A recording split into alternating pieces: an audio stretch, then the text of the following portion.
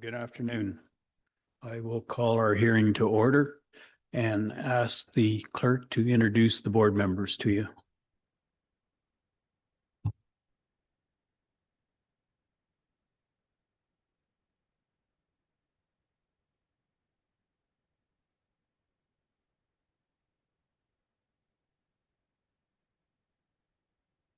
Okay, I'm talking.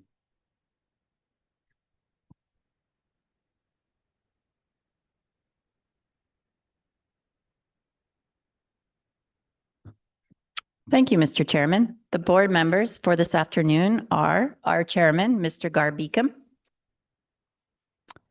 board members Dan McDonald, Ted Mills, Brad Myers, and Marcia Reed, and myself, Garrity Stanley, the Subdivision and Development Appeal Board Clerk. On behalf of council today, we have Councillor R.D. McHugh. Does anybody have any objections to the board members this afternoon?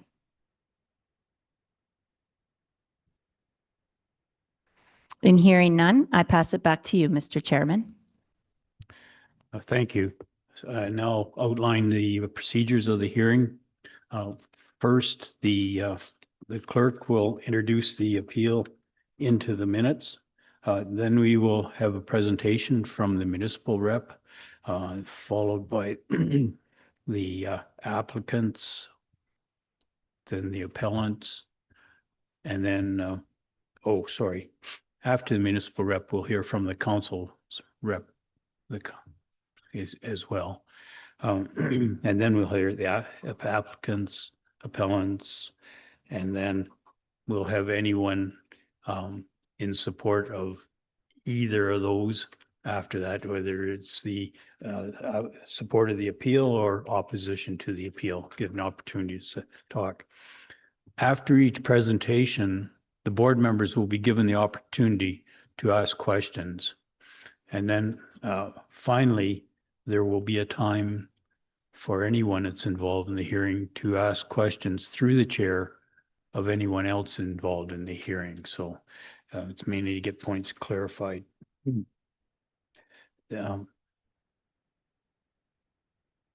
It doesn't matter whether the presentations are oral or written, just as long as we get everything we need to know to make our decision. Even if we're privy to information that's been presented elsewhere in the county, unless it's reintroduced here, we cannot use it in making our decision. So I really stress that part of it, that just because you think we know it, we got to tell it here to make sure that we know it again.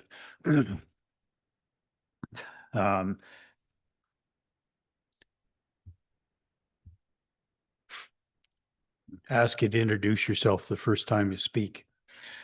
Then after we've gone through this first go round, there'll be the opportunity for closing comments.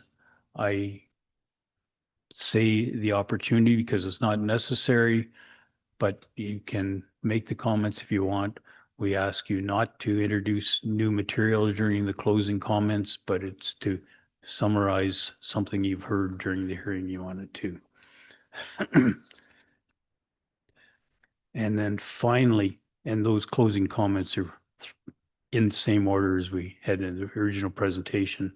And then finally, there will be the opportunity for the board members to get any points clarified that they need to be. But similarly, it's not an opportunity to introduce new material. So with that, I'd ask the clerk to introduce the appeal into the minutes. Thank you, Mr. Chairman. This appeal is against the approval of a condition for subdivision file 2201-07 on portion northeast 07-2201 west of the 5th meridian.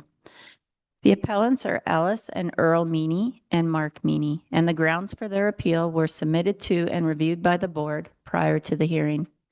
Please note, this appeal hearing is being live streamed and will be available for viewing on the county's website upon completion of the hearing. Back to you, Mr. Chairman. Thank you. Ms. Chipchase?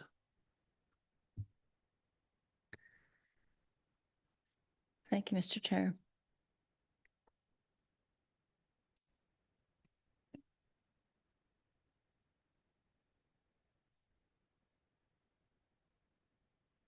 Just gotta get it to share.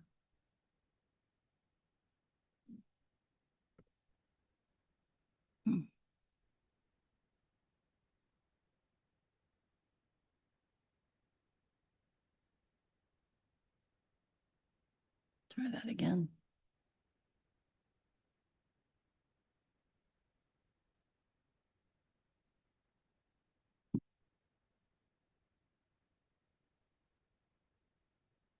It's doing that again. It's just going all over the place. Yeah.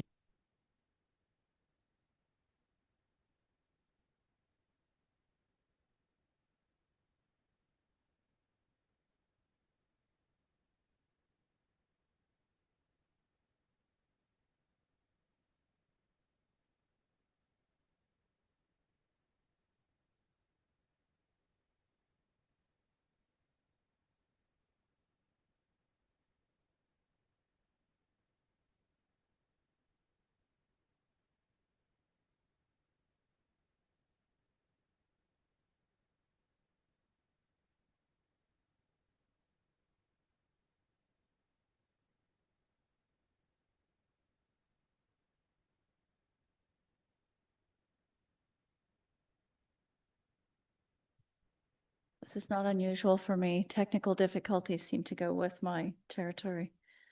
We're just going to take a small break as we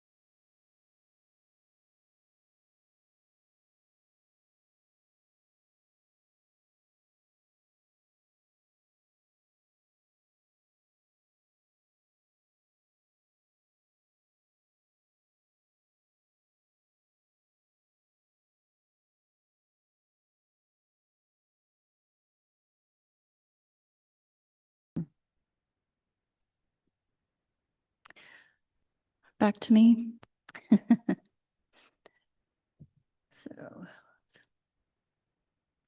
So good afternoon. I'll be speaking on behalf of the county, providing the background for the subdivision file that is in front of you today. My name is Teresa Chipchase, and I am a planner with the county. Also with me today is Councillor R.D. McHugh.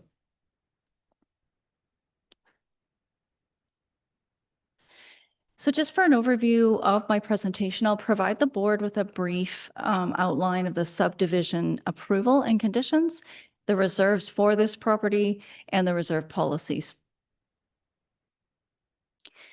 To give the board an overall indication of the property's location, it's directly south of 210th Avenue West, directly west of the growth area of the intermunicipal development plan between the county and the city of Calgary, and it's approximately 6 kilometers south of Spruce Meadows Trail or Highway 22X, as shown on the screen by the red star here.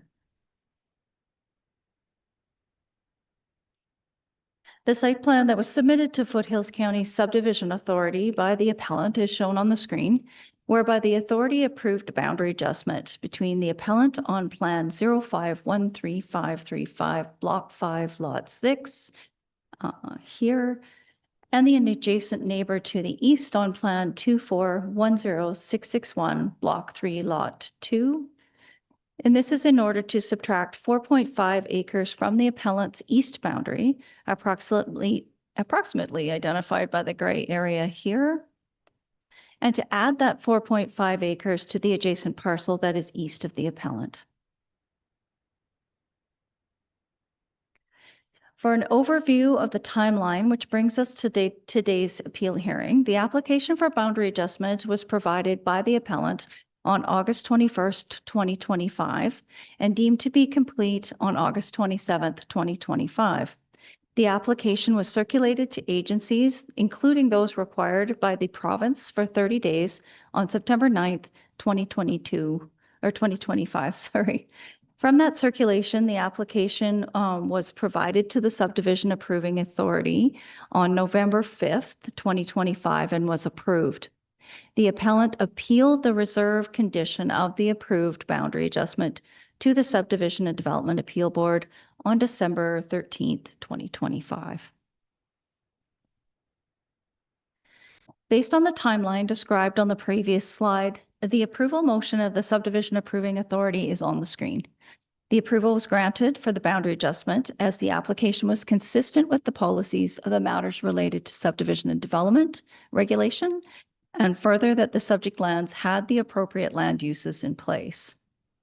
Further, in consideration of the residential policies within the county's Municipal Development Plan 2010, the lands were deemed suitable for the intended use, and the adjustment maintained the appropriate density provisions and lot size restrictions set out in the county's land use bylaw within the country residential district.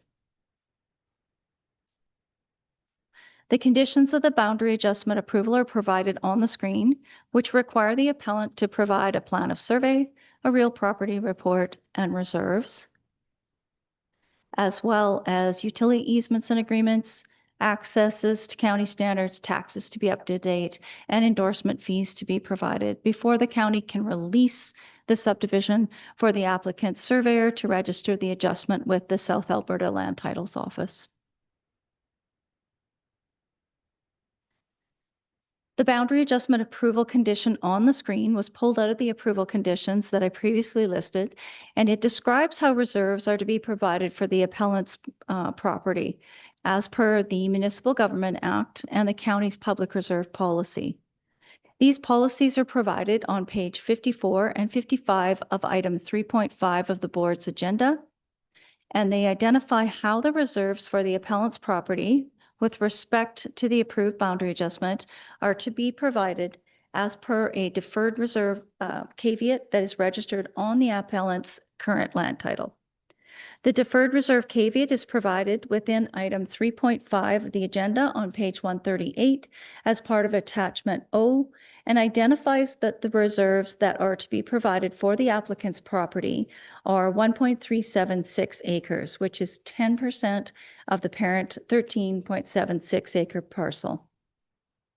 The county conducted an extensive history review of the appellant's property regarding past subdivision approvals. That history has been provided to the board and the appellant and begins on page 71 of item 3.5 within your agenda. In all past subdivision approvals for the appellant's property, the reserves owing for the balance were deferred by caveat based on 10% of the corresponding approval, registered document, and subsequent titles. In reviewing the appellant's letter and reasons for appeal, the appellant mentions a subdivision that was completed by the appellant in 2005 within paragraph 3 of their letter. Staff would suggest that the appellant would have had the right to appeal the reserve condition of the Subdivision Approving Authority approval in 2005. However, the appellant did not appeal this approval. That memorandum and approval of council have been provided to the board and the appellant as part of item 3.5 of the agenda on page 127 as part of attachment M. Notwithstanding this, the county is also confident that the acres to be calculated for the purposes of reserves for this property and those registered under the subsequent deferred reserve caveats within the appellant's past subdivisions are correct, with extensive research undertaken regarding the reserves and provided to the board. Additionally, with respect to the 2005 approval as described by the appellant provided the subdivision approving authority with a letter requesting the authority defer the reserves owing on the 13.76 acre balance parcel. This letter clearly speaks to the appellant being aware of the required reserve provisions and their awareness of the implications of deferral of those provisions through the process of subdividing their lands. The 2005 letter, written by Mr. Meany, has been provided to the board and the appellant as part of item 3.5 of the agenda on page 125 as part of attachment L. In conclusion, this is the background as is known to the county. And outside of closing remarks, I'll now ask if Councillor McHugh has anything that he would like to add.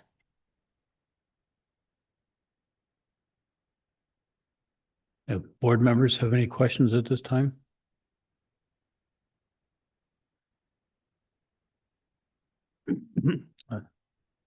Being none, we now hear from Mr. McHugh. Thank you, Mr. Chair. Nothing to add. Nothing further to add. Thanks. Board members have any questions of Mr. McHugh?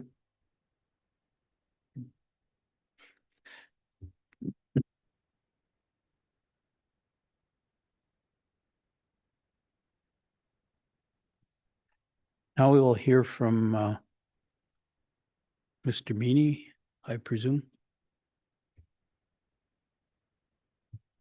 Testing, great. Good afternoon, Chair Beacom. Thank you for the opportunity to present here. Thank you to the board members, McDonald, Mr. Mills, Mr. Myers, Ms. Reed. Thank you to Garrity for coordinating this and stepping us through a little bit of the whole process. Teresa, thank you for your efforts on explaining the planning department's approach, and our counselor here as well, noting that all is approved through Teresa's description.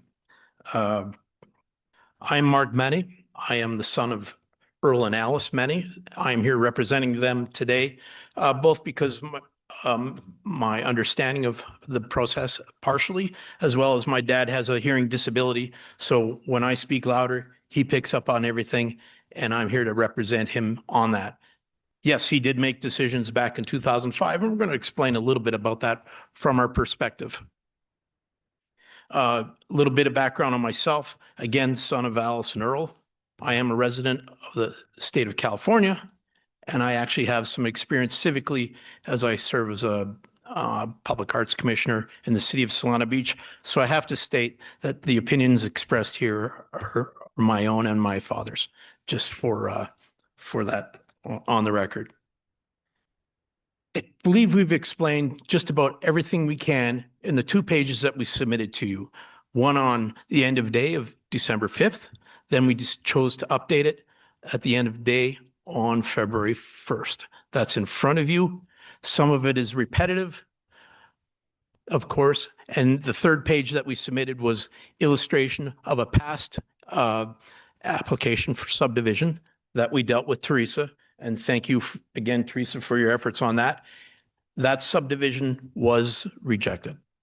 We understand that. And we go through that process, which led to this now agreement between 2 neighbors, adjacent properties, of a boundary adjustment in the fall of 2025.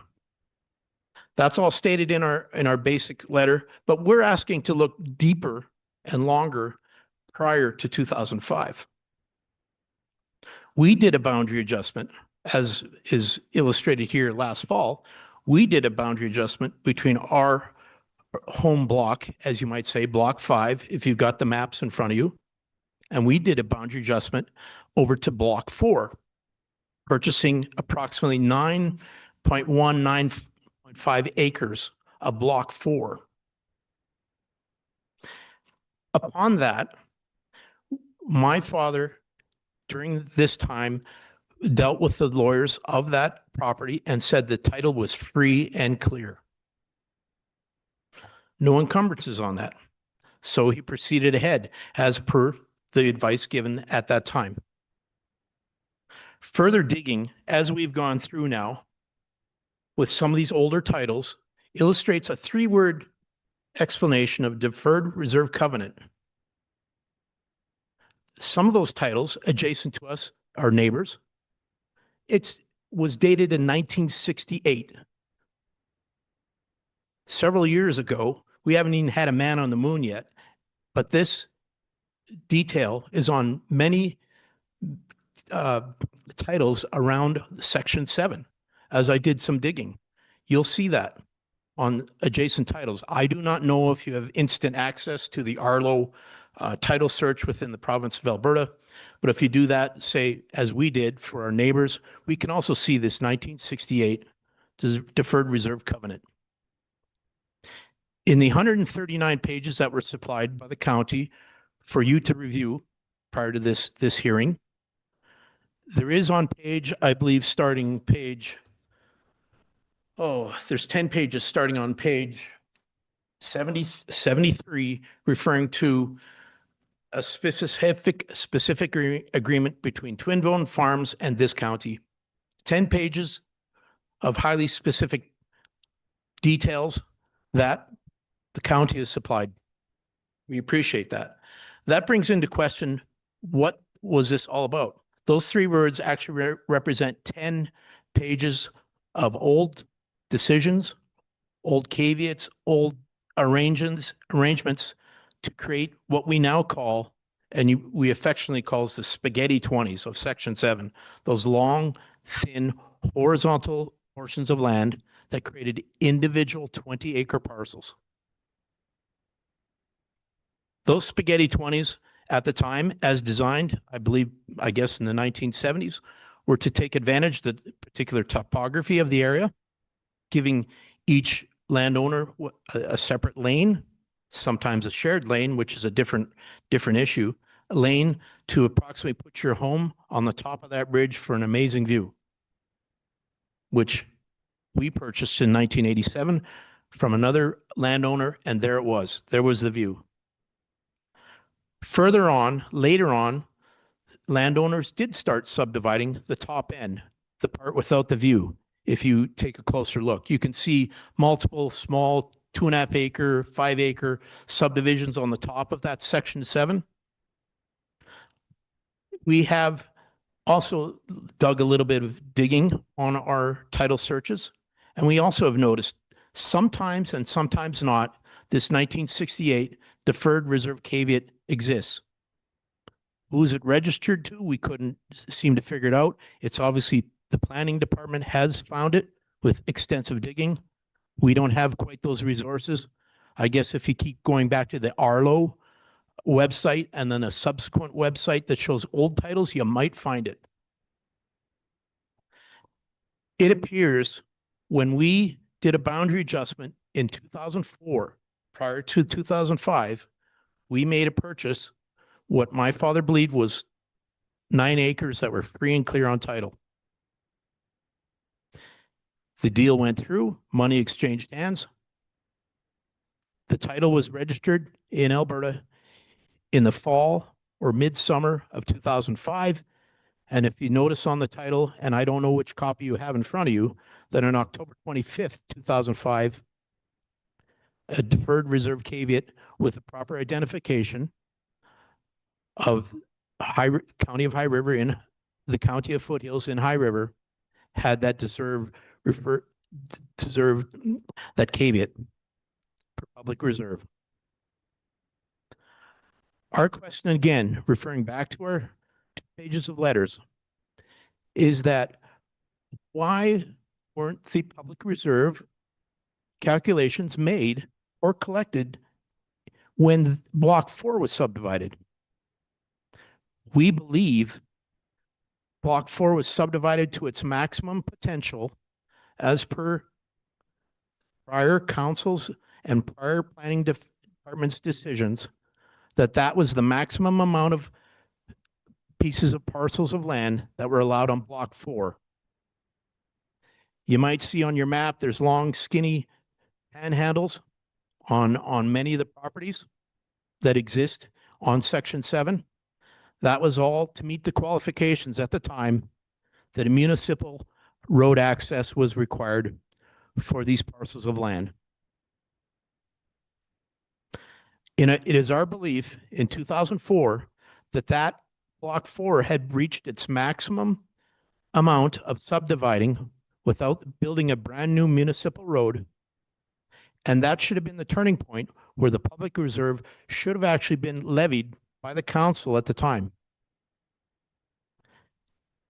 Teresa notes in a letter that my father signed, yeah, we would accept the public reserve aspects of the new property that we created by doing a boundary adjustment. Well, in hindsight, that wasn't a good agreement, obviously, and we question that now. And we wonder what the history is on Block 4 to ask that. And you may have to dig upon that, because I believe you're not expected to make a decision today in front of us, but rather take your time to consider all this in the next few days, and we appreciate that. The second question is, really, when we did a little bit of more digging, was the Municipal Act, the Alberta Municipal Act, Section 661. So that's 666.1, that is also quoted by the county properly, refers to subdivisions, and public reserves shall be levied on subdivisions. It does not say anything about boundary adjustments. We can dig a little bit more.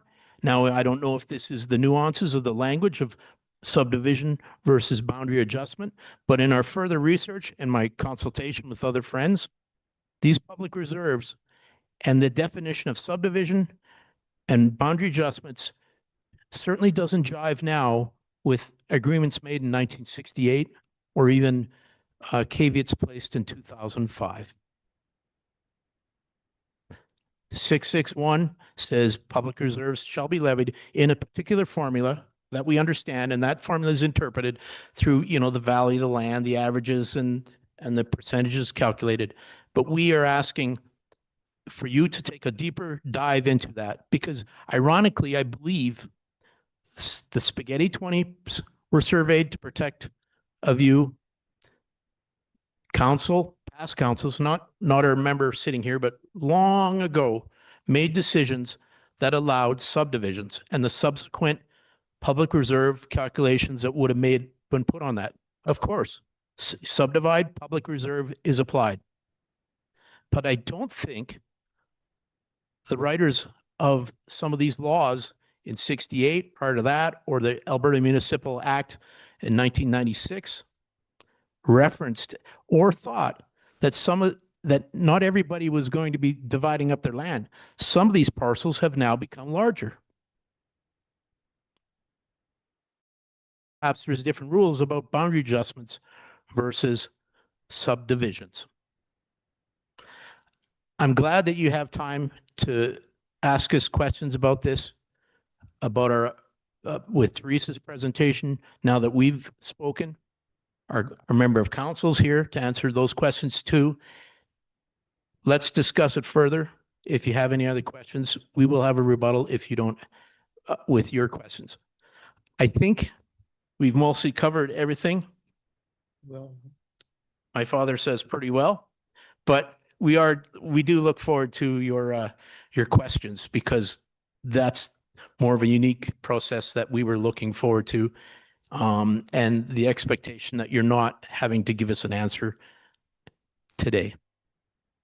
Thank you. Board members have questions this time? Mr. Myers?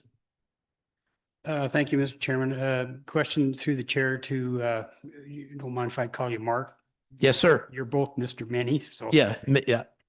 So if I understand what we're doing here, you have no objection to the reserve calculation on the 7 acres and paying that. It's just the 13.76. Is that a fair statement? Yes, sir. We have no objection to that, because as the county has illustrated, we paid it in the past. That's in the 139 pages that were included in that. We just have decided, after our own investigation and our own opinions, that there is something funny about Block 4's history. And we also included that final letter illustrating a rejection of a subdivision. So we know our property, as by the county's definition, is not subdividable. So this is where we're still leading down the definition of subdivision versus boundary adjustment. Perfect, thank you. That answers my question. Further questions? Mr. McDonald? Yes, hello. That old Twin Dome Farms caveat that sort of started all this had to have been registered on the title when you purchased in 2005. So When we purchased the property from Block 4, yes. But there was no explanation and nothing was tied to it. You'd have to dig for it. Apparently you can find it, but perhaps not on the Arlo website, perhaps appearing in person down at land titles and getting somebody to dig. But Mr. McDonald, I also note that that's a 3-word statement on many titles. Like I said, I researched right beside us, 2 lots over. It's there too, from 1968. Coincidentally, if you did some research on your next hearing coming up behind us, you might notice on the title that there's the same 3 words and date from 1968.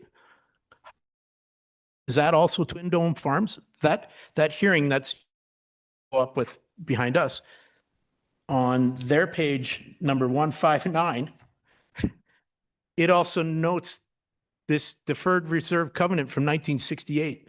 Is that Twin Dome Farms too? I was surprised by the coincidence of that happening today. I guess though, the title when you purchased it would have had this Twin Dome caveat on it, Didn't say Twin Dome. It only said the 3 words. the reserve.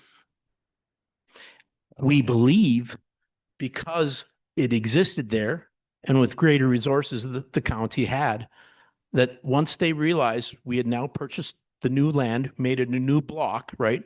The rare occasion in the spaghetti 20s where people were getting bigger than smaller, that in 2005, the county researched that and updated that caveat to our surprise.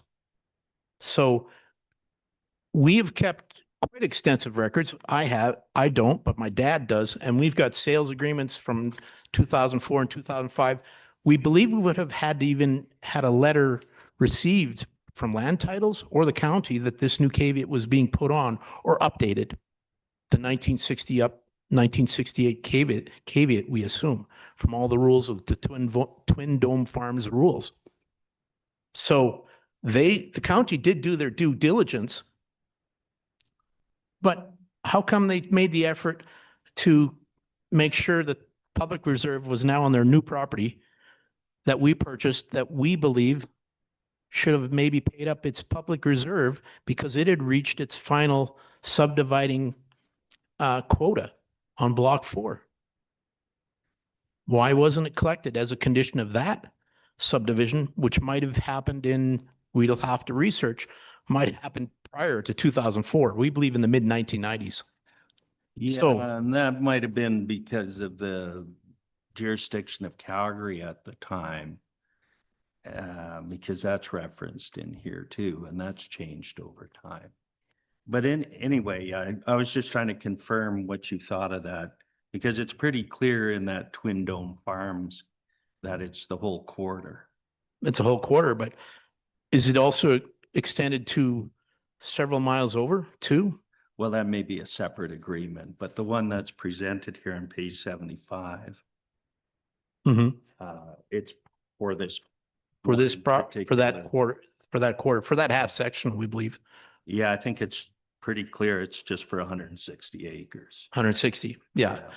It below, when I say half section, that's because below us, south of us, was also subdivided into spaghetti 20s as well. Okay. All right, no further questions. Further questions, board members?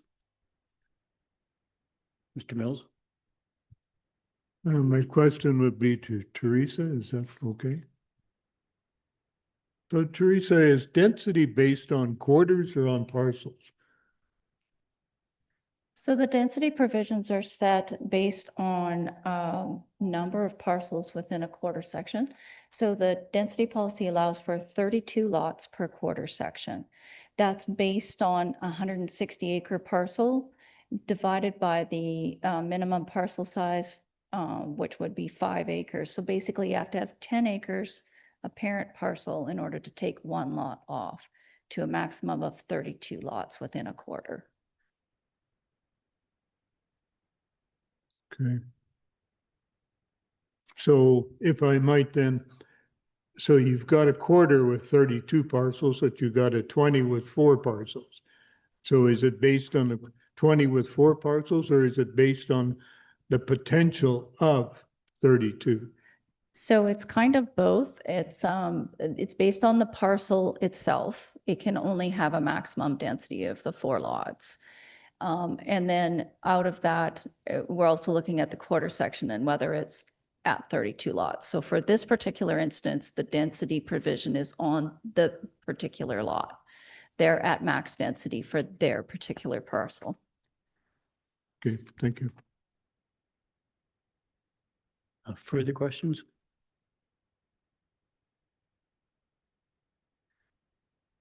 Being none, we now go to Mr. Demoski. Do you have information for us? I see you're on remote there. Okay. Yes, gotcha. thank you. Thank you very much. I do not have any further information. I'm attending as neighbor of the Mennys and as a co-applicant on the boundary adjustment.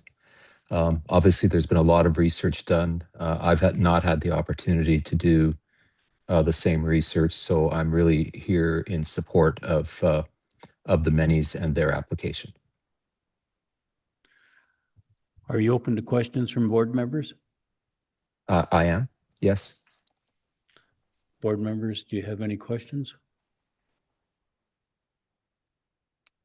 Thank you, sir. If Thank you. stick around, that would be good because I will. there may be some later on.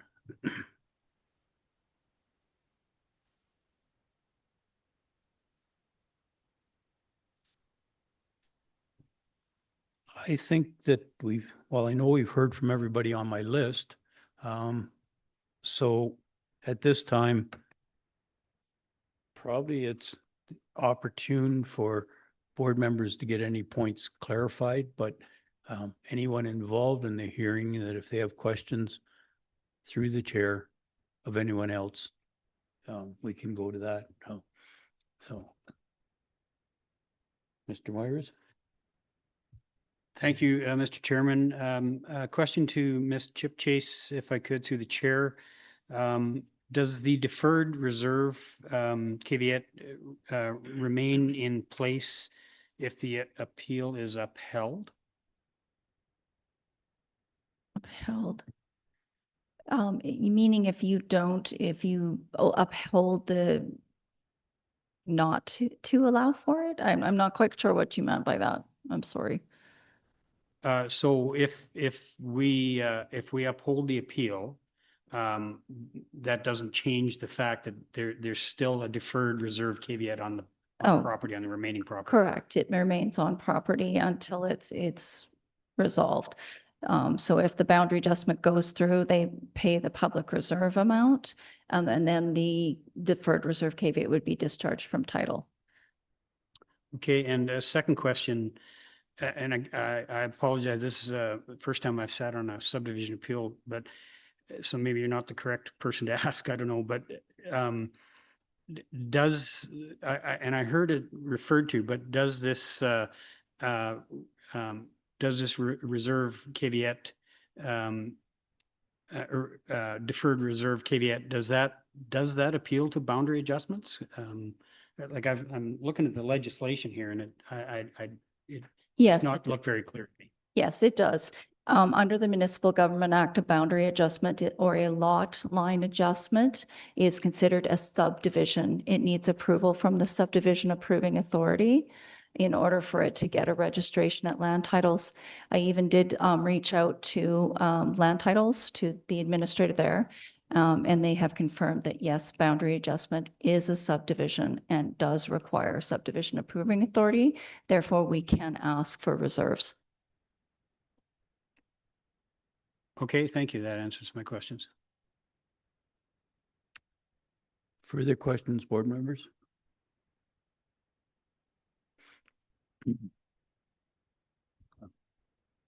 Being none, we now go to closing comments. Ms. Chipchase, do you have closing comments? Thank you, Mr. Chair. So respectfully and for the board's consideration with respect to their decision, the county has outlined that the reserve condition as provided to the appellant within the November 5th, 2025 subdivision approval granted by the subdivision approving authority is in compliance with the allowances under the reserve section of the Municipal Government Act and the county's reserve and density policies with respect to the number of acres to be provided, the assessed value of the property, and the requirement to provide those reserves for the parent parcel at this time. Further, the extensive research provided to the board and the appellant by the county has provided that the 13.76 acres identified within the reserve condition is also correct in its administration and has been historically correct in its administration. As well, the appeal before the board today is on the condition of council's 2025 subdivision approval. The time to have appealed anything with regards to 2005 or earlier with regards to reserve conditions would have been in those prospective years. An appeal must be provided within the time prescribed within the Act, which is deemed to be 30 days from the date of the decision.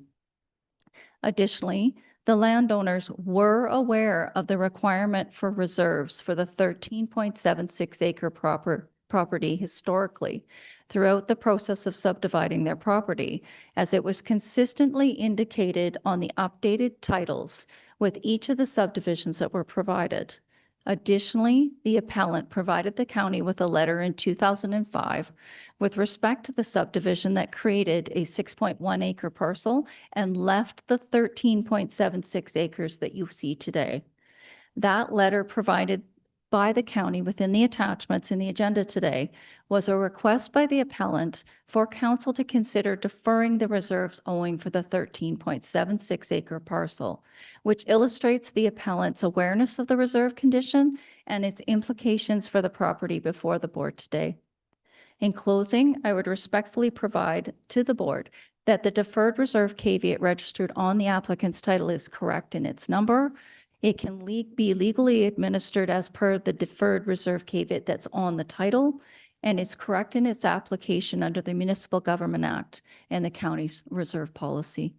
And that would conclude my presentation, Mr. Reven and board. Thank you. I'd like to call a brief recess for the board to meet just right now.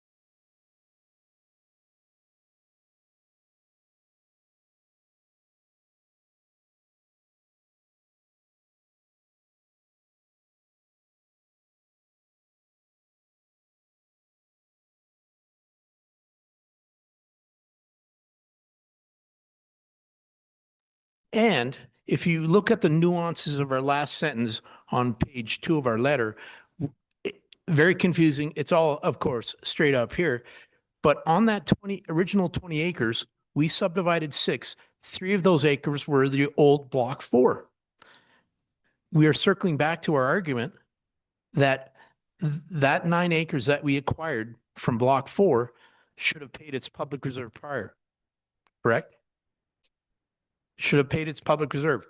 We paid it, perhaps naively, and we're not here today to actually ask for a refund on that portion. We're here actually just looking at the 7.1 acres that's outstanding on this old property of block 4. Now, I don't know if that shows our willingness to work with the county on that, but we've already put in our public reserve on a portion of that boundary adjustment we did in 2005.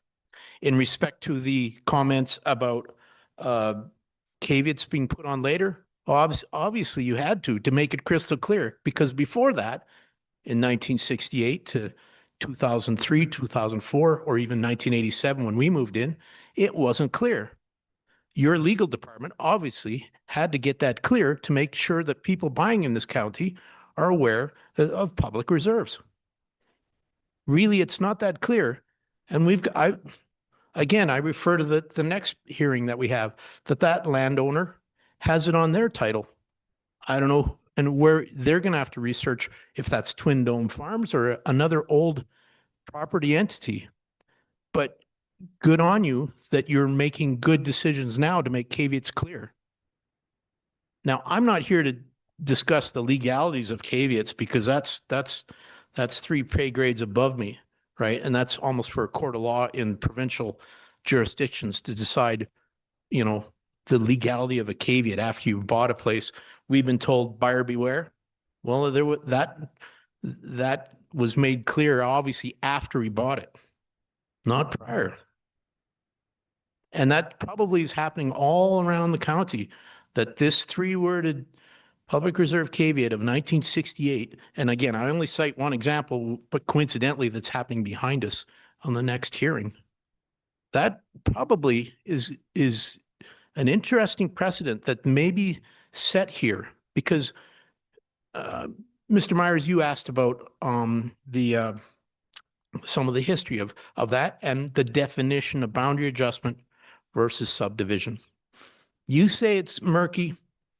Teresa's sources at land title says it's clear. Well, I'm not sure who makes that decision, other than probably somebody who has judge's chambers makes that decision as to that definition. I just think we've got a situation here where perhaps boundary adjustments where parcels actually get bigger was not actually thought of back in the years when these spaghetti 20s were being made.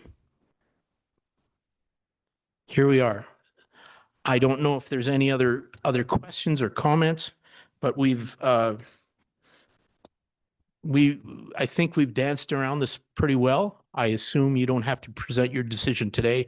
You probably got to put it in writing, but I got this feeling you're setting a precedent in this county for future decisions. And I wish you luck on that. Because this, as Mr. Meyer said, subdivision or boundary adjustment, it seems to be a little gray. Any other comments, Dad? I'm getting a nod from my father. We thank you for making this presentation so he could see and read your lips as well. I'm his son, so I'm going to inherit his hearing disability probably. There are pictures of us on a tractor with no muffler and no cab. And I was sitting right beside him, so I may be subject to the same situation as well. Any other questions from this board? Yeah, at this time, I will go back to the board to see if any points need to be clarified. Ms. Chipchase, do you want to confirm what the board is deciding on today? So the board is deciding on whether or not the acres that are being calculated with regards to reserve are correct. Mr. Many is saying that the reserves owing are not on 13.76 acres. I believe they're saying it's on 7.5 maybe acres, which is the difference between the from what I can tell, is the difference between the 6.1 acres and the 13.75 acres that are left over. So they paid reserves. So with the last subdivision, they took out a 6.1 acre property. They paid reserves on that 6.18 acre property, and the county deferred the reserves on the remainder on that 13.76 acres. So that deferred reserve caveat is what they are appealing, is the number of acres that we're assessing in there, which is 1.376 acres. Thank you, sorry. Thank you. So with that, since there are no further points by the board, I will close the hearing. The board will make its decision today. It'll come out in writing in about 15 days. We thank you all for your participation and getting everything clarified. Thank you, Chair. It's been a pleasure to speak to you, and let's make this community grow. Thank you for your efforts and your volunteer time, I assume, doing this. Thank you. And we do go into a private meeting to make our deliberations. So.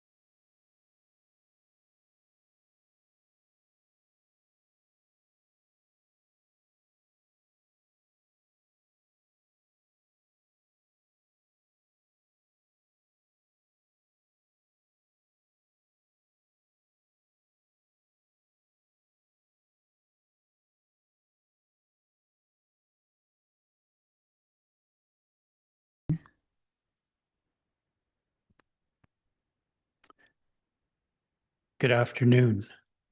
I will call our hearing to order, and then I will ask the clerk to introduce the appeals into the minutes.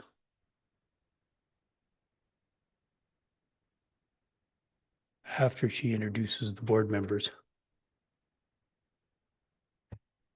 Thank you, Mr. Chairman. The board members for this afternoon are our chairman, Mr. Gar Beacom.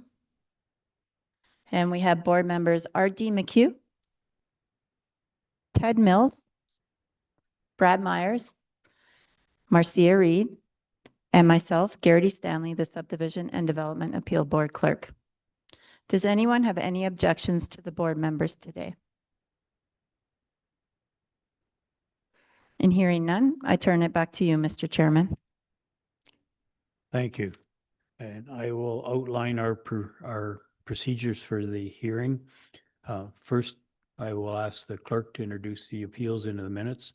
Then we'll have a presentation from the municipal rep, followed by the applicants, appellants, and anyone acting on behalf of those people. And then anyone who wishes to support the appeal and anyone who is in opposition to the appeal. The presentations can be either oral or written. Just as long as we get all the data that we need. Even if we're privy to information that's been presented elsewhere in the county, unless it's reintroduced here into the hearing, we cannot use it in making our decisions. So I emphasize that you make sure that we get all that data. We'd ask that you introduce yourselves when you first speak.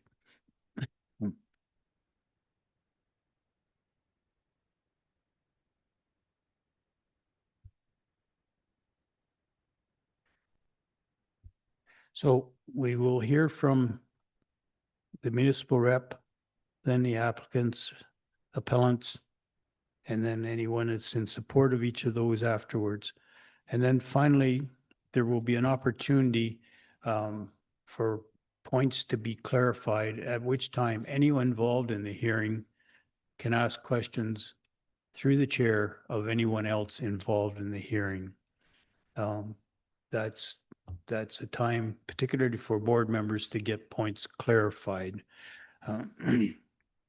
Then finally, there will be a time of closing comments. We will go through the same procedure. The municipal rep, applicants, appellants, and then finally there will be a time for board members to get any points clarified. No new information will be introduced at that time in the closing comments. So with that, I would turn the floor over to Ms. Kotler. I'll take the floor, Mr. Chair. With that, I'll introduce today's appeal hearing. This appeal is against the approval of Development Permit 25D 318 for relaxation of setbacks to existing structure on portion northeast 292103 west of the 5th meridian.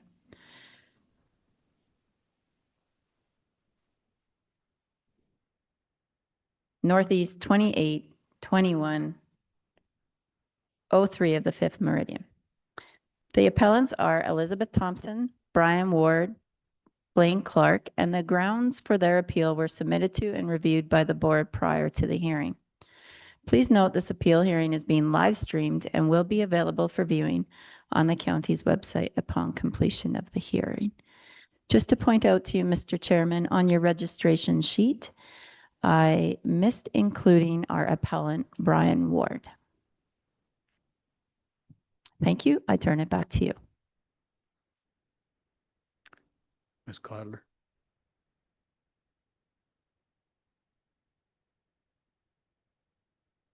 Thank you and good afternoon, Mr. Chairman and members of the board.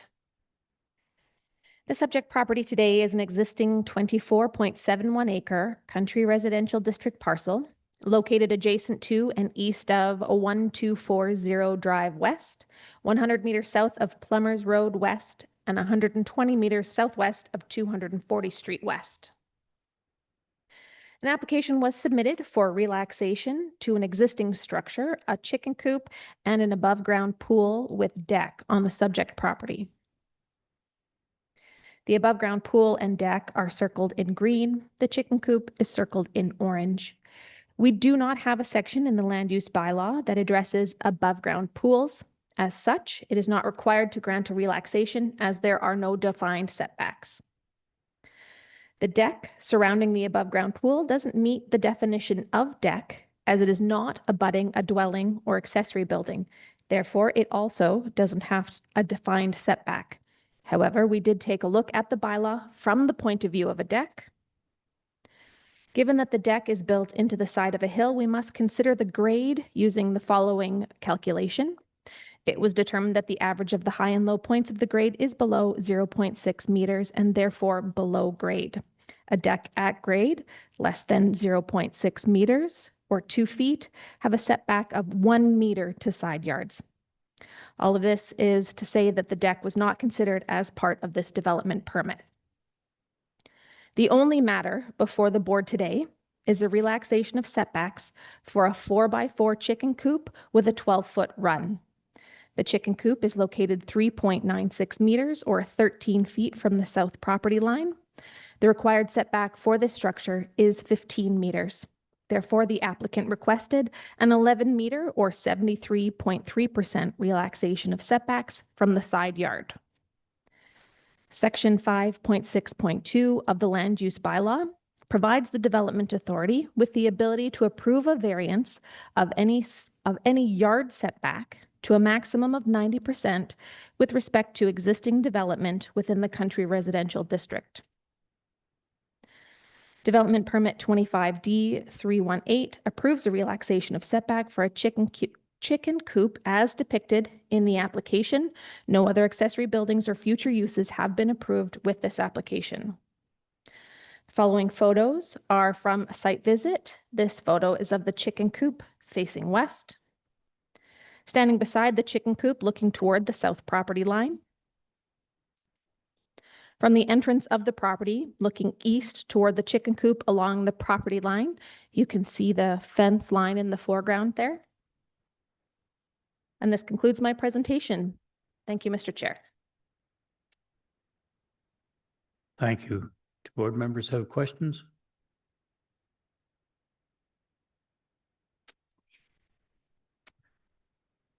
Mr. McHugh? Thank you, Mr. Chair. Just, I'm hearing this correctly through the chair to the development officer. This is 24-acre parcel? So sorry, how does it have a CR designation? It's just, That's a good question. I didn't go into the history of this development except that it is designated as country residential and it is 24 acres. okay, thank you. Further questions?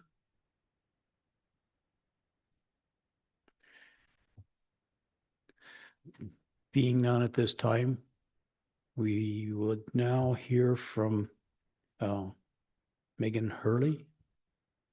Okay, Hi, I'm Megan Hurley. you have to get fairly close to these microphones. Pull it towards you.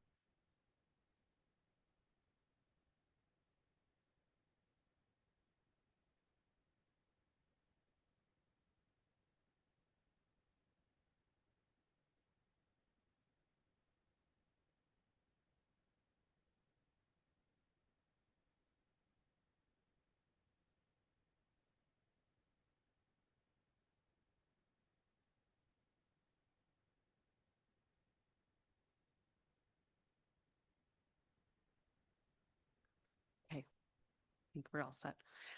Good afternoon, Chair and Board. I wanted to thank everyone for attending today, taking the time out of their day for this matter.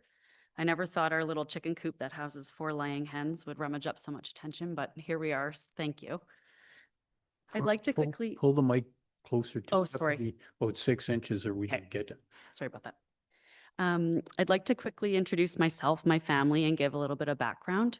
As I said, my name is Megan Hurley, the landowner applicant. In the back is my husband, Sean, and our daughter, Josie. Sean and I grew up in rural New Brunswick. We moved out here to do my medical residency training almost 15 years ago now. We ended up loving Alberta and decided to stay. We lived in Calgary for many years, but we wanted to get back to our rural roots and live in the country. We wanted a simple, peaceful life, have a garden, live off the land a little, and planning to have a family. We wanted that for our children. We bought our property in December 2021. Finally having space and property, my husband went right to work building the chicken coop, the topic of this hearing.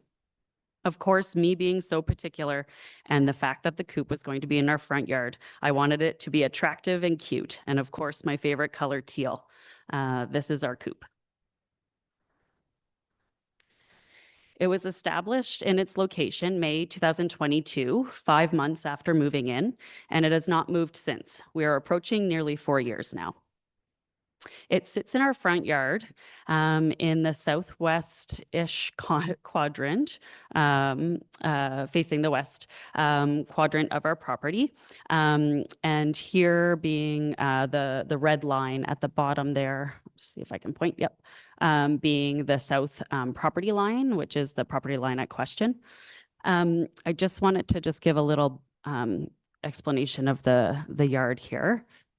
So here would be our house, which the front of the house is here facing west. Here would be a big driveway, a roundabout, lower garage. And here would be the chicken coop, which is 13 feet from that property line. Over here would be the appellant, Mr. Ward's home, about 100 meters away. And then over here, further away, would be the other appellant's home, Mr. Ward, 233 meters away. Sorry, and Ms. Thompson also would be Mr. Ward and Ms. Thompson's home. I'll just zoom in a little bit on that. And so yes, so our house being here, chicken coop being here. It being, sorry, and I just wanted to show a real photo. So I'm standing in the driveway down, looking up towards the south at our house, the chicken coop here. The south border runs kind of along this treed area. It's a little bit actually closer to the chicken coop than this brush, but it kind of runs along this line here. And then just looking straight from our house at the chicken coop, which backs onto a treed field of Mr. Ward and Ms. Thompson's. So it being located within the setback area was a complete oversight on our part. Coming from the city with very close quarters, but never having any issues doing what we wanted in our own yard, we did not know that setback rules existed, especially out in the country. We had just moved to the area when we built the coop, and we were not fully aware of the MD rules of Foothills County. We knew we were allowed to have a chicken coop in our own yard because you can do that even in the city, but we never thought about it needing to be a certain distance from the property line. I admit we were ignorant and honestly did not even think about this ever being an issue. It was simply a mistake. We did not mean for this to be a problem and definitely did not do it on purpose or deliberately. I am sure this isn't the first time someone did not know the rules and had to ask for a relaxation. We're really sorry about that. So yes, we are at fault of that and apologize. Now we are aware and going forward, we will comply with these rules. When we were notified about the complaint in October 2025, we appropriately applied for the development permit for a relaxation of the setback, and this was approved.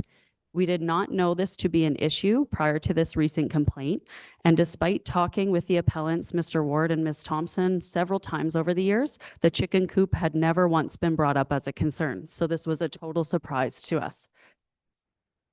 As to the reason of its location, As you can see, our home is located very close to that south border of the property. Our home is actually not even outside the setback area and has its own setback relaxation.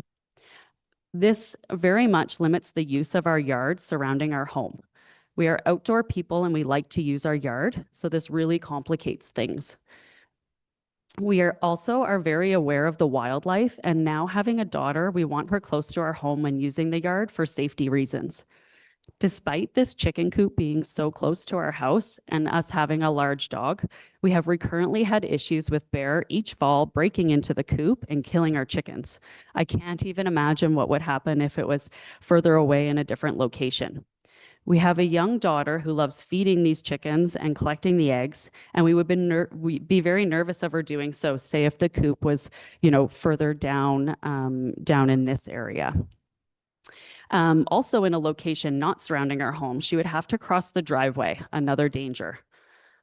So as you can see, there are limited options for locations to put the coop in the yard surrounding our home, mostly due to trees. And there's a few, like this is a big hill with trees. This is our driveway, again, a hill with trees. And then this is all within that setback area.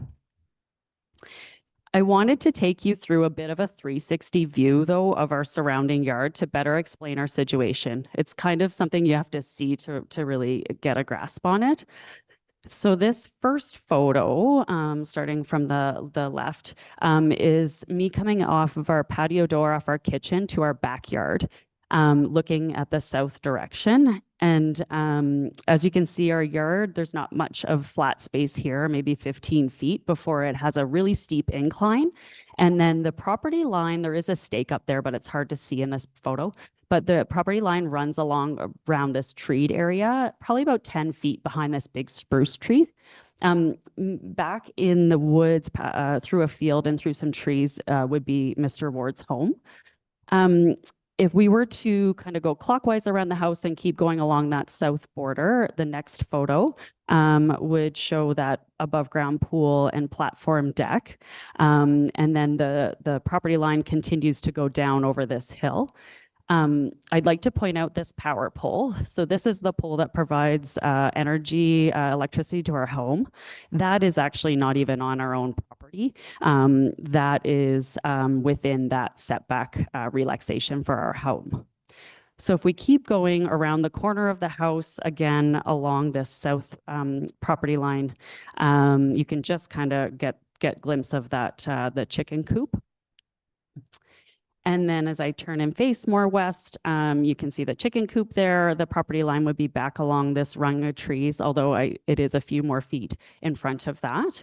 And then this would be me standing right in front of the chicken coop facing southwest. And you can see that it backs upon a treed field. And then I make a turn and just to look up over towards Mr. Ward and Miss Thompson's home, which is kind of below the sun area back there. As you can see, the chickens were following me around that morning. And then I have now turned towards the entrance into our property in the west direction. You can see the corner of the chicken coop here. I just wanted to and 1240 Drive is right here, and then you come up the driveway. And I just wanted to show that this is all our house is completely on a hill. So this is a steep hill here, maybe a little bit flatter down here, but also not a good spot for a chicken coop. As you can see, we like to let our chickens out around our yard, and this is actually a shared driveway with our neighbor.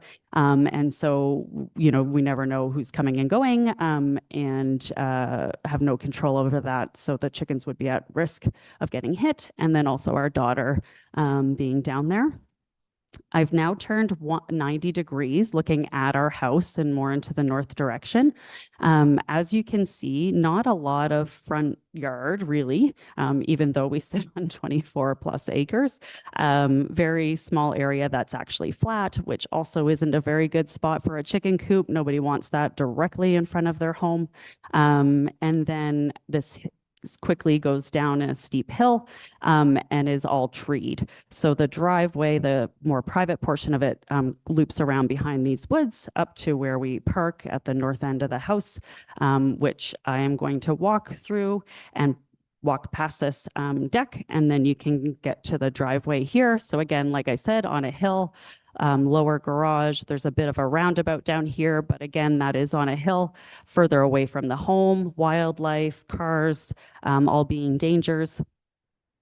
And then if I was to walk out towards the vehicle there and turn around looking back at the house, so back at the south direction, I just wanted to show there's a little auxiliary road here for the Kubota, so we have access. And then this quickly gets quite steep into woods again, and as we approach that backyard again. And then looking back up towards here, again, Mr. Ward and Ms. Thompson's house is here. This is me standing at the property line, looking down towards the back of our home. And so Mr. Ward and Ms. Thompson's home would be behind me through a field and trees. Like I said, it is 100 meters away, and their home being the nearest point, their garage. I'm not sure if the chicken coop is visible from there or not. And then this south border, it's kind of, there's a couple stakes here, but it would be kind of roughly around this little path in the snow that goes down. Again, so that's where I was standing kind of, sorry, back here, having a look down the property line. I just wanted to show the little stake that's there by the end of the chicken coop.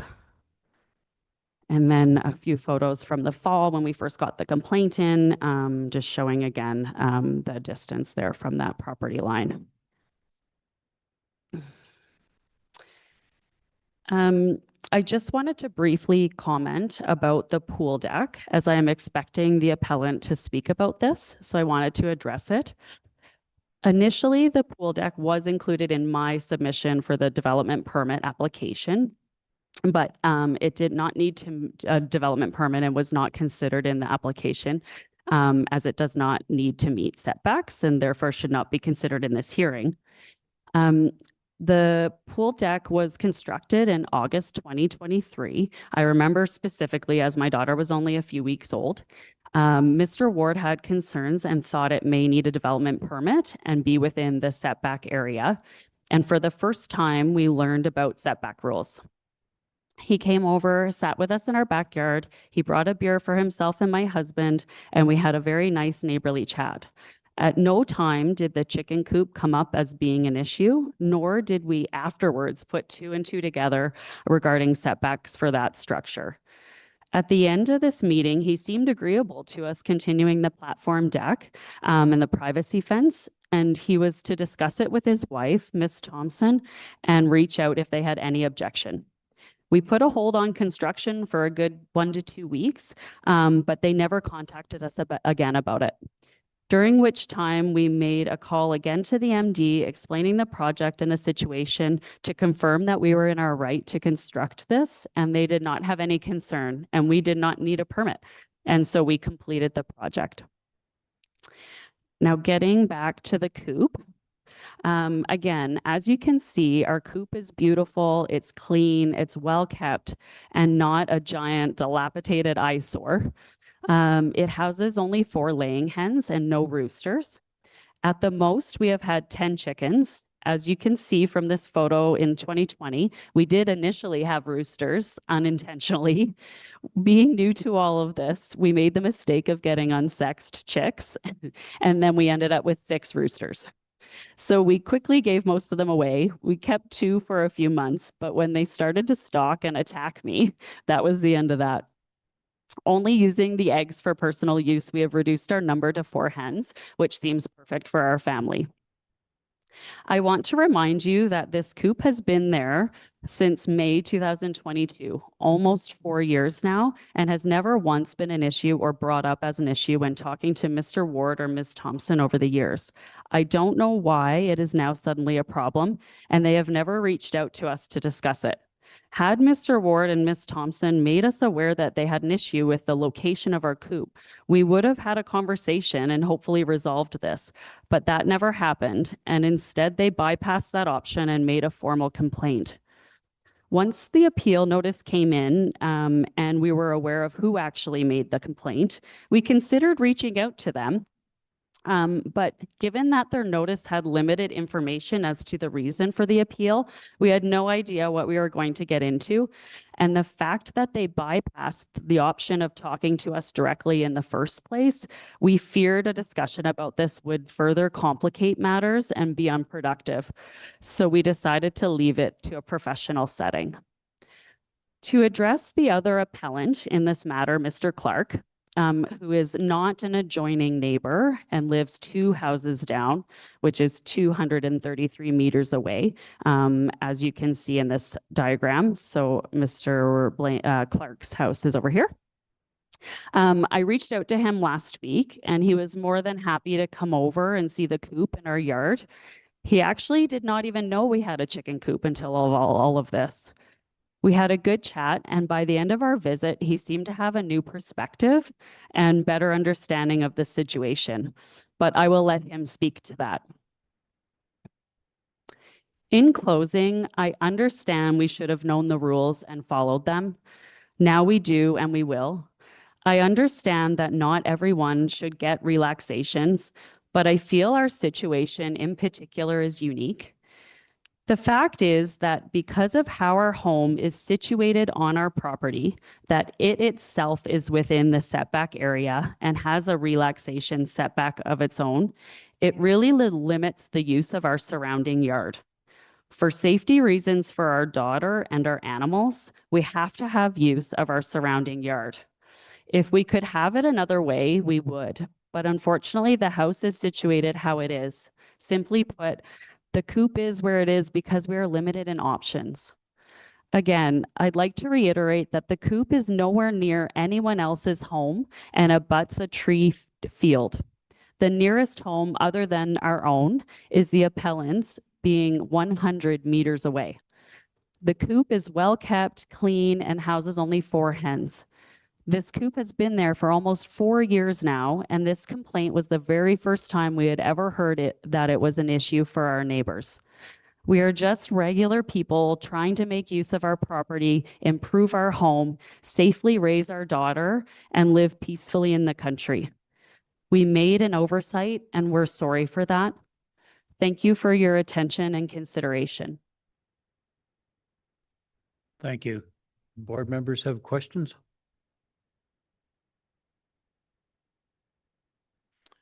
Thank you.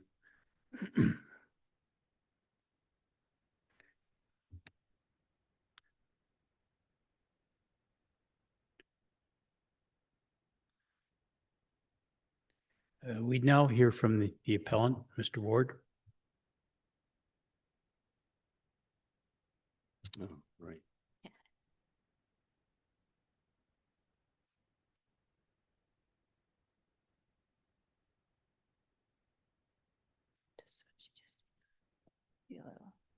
Okay.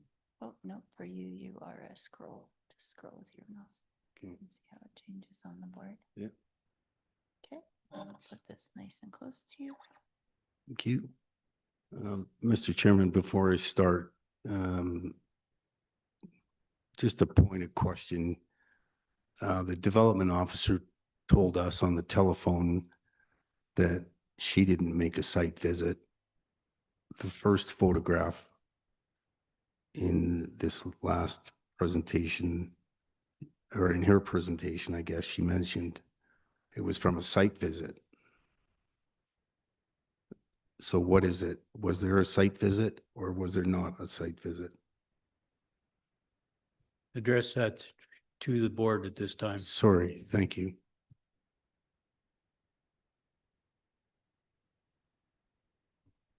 We can go to that after your other presentation. Okay, fine.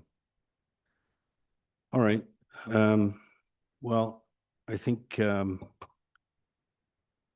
before we started here, I was almost willing to let the neighbors' letters and the other appellant speak on our behalf, but I can see that I think there's some clarification that needs to be made here. So I'll take the time to run through this brief 20-page PowerPoint, if that's okay.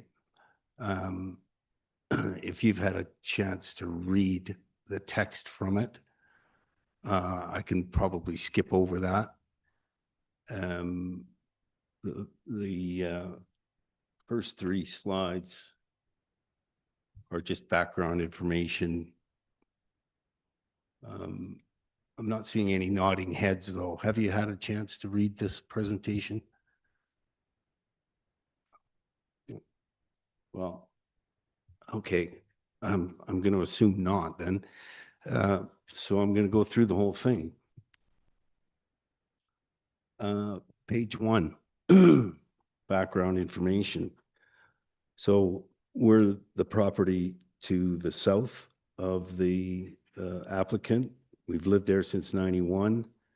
We've had 3 sets of neighbors on the south side of us and 4 sets of neighbors on the north side of us. We've never had reason to make a complaint about anybody in the area in the past. And certainly we've never been complained about ourselves. On our property, we've, similar to most, I suppose, 20 acres, horses, cats, dogs, that sort of thing.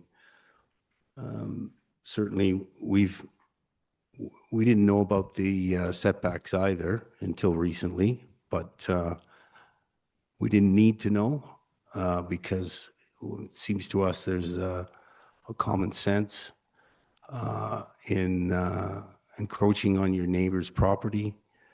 So it's never been a problem for us.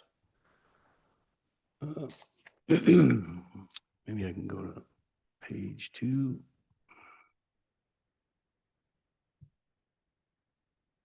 Now, this is in history, and I don't recall this as well as my wife, but unfortunately she couldn't be here today. She couldn't get time off work. She did write a letter that is attached to all this material.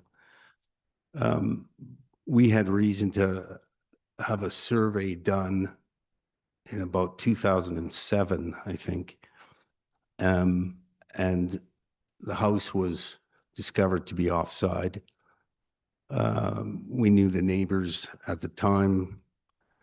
They approached us and said, you know, sort of, you're not going to complain about this, are you? And we said, no, of course not. It's their house. We've never had a problem with them. We've gone on with them quite well. So I guess sort of unbeknownst to us, a development permit was applied for and approved, and then that situation became permanent, which, as I said, was fine. But it also said something that's pretty black and white to me and to all of us, I think. This setback only applies to the existing dwelling to the south property line. All other developments must meet municipal setback requirements. Seemed pretty clear to us. So fast forward to 2022, I guess. The applicant explained the timing of it. We don't recall it. The development timing all that well, but basically the chicken coop went up, the pool went up, and we'd had some problems with the dog, which we let them know about, and they were quite upset about it, but so I felt it was worthwhile to go over and talk to them. And we had a few things to say about the boundary, which I'll get into a little bit later. Suffice it to say, they knew their house wasn't 15 meters. They said they'd talk to the MD, and then they also said, you know, if we're told to move it, we'll move it, I guess. So good enough, but other things have taken place on that whole property line. They undertook a clearing activity, I'll call it, further east along the property line. They cleared about 150 meters by 15 meters of trees, bush, whatever. And they used the 50-year-old fence line as the boundary marker. We just couldn't quite believe that this took place without any sort of effort to know. We weren't sure where the boundary was ourselves. We kind of remembered from the old survey from 2007 that that fence was probably somewhere south of the boundary, but that survey was only done to situate where our house was on the property, and so it wasn't. I don't think it even went that far back. Anyway, nevertheless, so we felt obligated actually after that activity to get a survey done and to get it staked and to make it permanent so that we wouldn't lose the results of another survey. It cost us $2,200, $2,400. I later asked, well, the neighbor on the south side of us offered to help pay for it. I asked the applicants to help pay for it as well. So I paid half and split it a third, 2/3 with them based on how many stakes were put in the ground.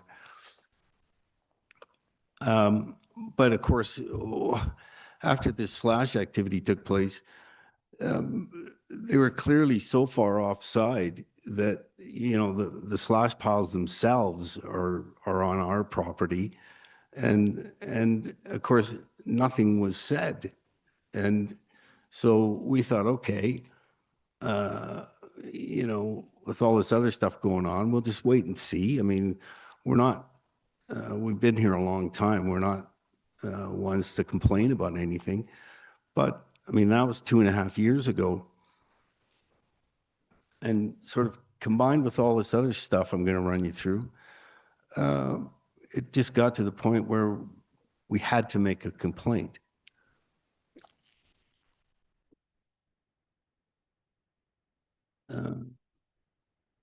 Yeah, one thing they did though was complain about the condition of that fence, and so after the survey was done and it was offside, and it was. I mean, anyone who's lived where we live, the forest consumes pretty much everything over time. So I went back there and cleared up the whole rest of the fence, which was the full length of that north boundary. Did it by hand, every nail, wound up all the barbed wire. Nothing was said about that either. But so I guess, I mean, this whole process has been so frustrating. We complained and we thought that the compliance officer would visit with us, kind of try and understand our complaint, maybe have a discreet word with the applicants, and, you know, we could sort this out. But it just morphed directly into a development permit. And so here we are, I guess. So she did make a roadside inspection, but of course she wasn't going to see anything. That's a shared driveway, as the applicant said, for that property and the property further north. I took this picture recently. I mean, she would have come out when there were still leaves on the trees. So let's just, so the compliance officer didn't do a site visit. The development officer didn't do a site visit. So I'd like to just run you quickly along the boundary and skip over anything that hopefully that you've seen already. Down on the bottom here, there's garbage pickup. We don't know if it's the applicant's because it is a shared driveway, but I know, picked up garbage from our front field, household garbage, 3 or 4 times. The wildlife get at it. They spread it out. Our bottom field is right off that corner, set of corner posts there. I've picked up garbage. Don't say anything because you don't. But you hope it improves and gets better. But then one day I'm driving home and I see the ravens are having a go. And so they will be familiar with this picture because I sent it to them and suggested they look after it before the rest of the wildlife get after it. Similar picture, just that pin is the boundary down, and you can see the fence line that we've used for over 30 years. We've maintained it. We use it for our horses. You've seen this stuff though. A little further east towards the chicken coop, there's a surface, a Miota surface valve on our property here. I don't know if it's in use anymore. That flag I noticed was relatively new, and I had it flagged when I wanted to put in those fence pins after the boundary work got done. But we certainly know there's a line. We're downstream from them. There's a gas line that goes through there somewhere. You know, we saw in the development file that the development officer talked to Miota, but I didn't see any certificate of inspection or anything like that. There's definitely a line in there. All they said was we're okay with it as long as there's 3 meters. I think that's kind of what they said. So keep on going. Oh, well, I guess in behind that, you know, as I'm walking the boundary, checking the fence line for the horses, I come across this in slide 8, I guess, is where I'm at. Sorry, I'm not doing a very good job of this. You know, what do I need to say about this? They've been dumping the waste from the chicken pen. That's on our property. You've seen lots of pictures of the pool, but this is what it looks like from about 10 meters on our side of the boundary. That's looking north. If you actually approach the pool from the east side along the boundary, you basically walk right on top of it.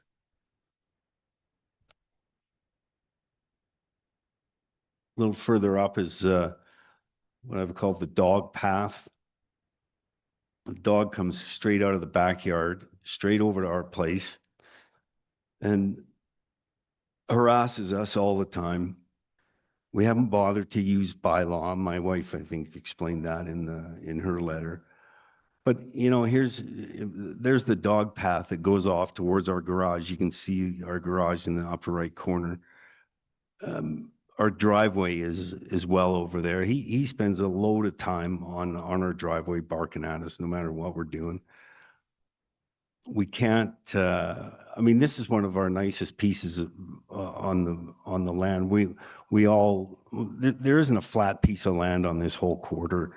This is about as flat as it gets for us. So we all deal with that. I mean, it's not unique to the applicant. Slide 11, I call it the tree removal trespass. This is the activity I told you about. The slash activity, turns out it's all on our side. Most of it's on our side. There, you can see the old fence on where the old fence line was. That whole bit is on our side of the boundary.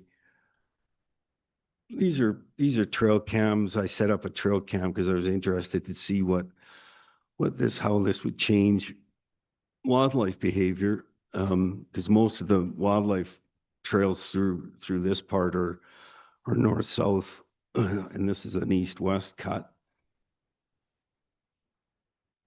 Maybe we can go on to 12. So 12,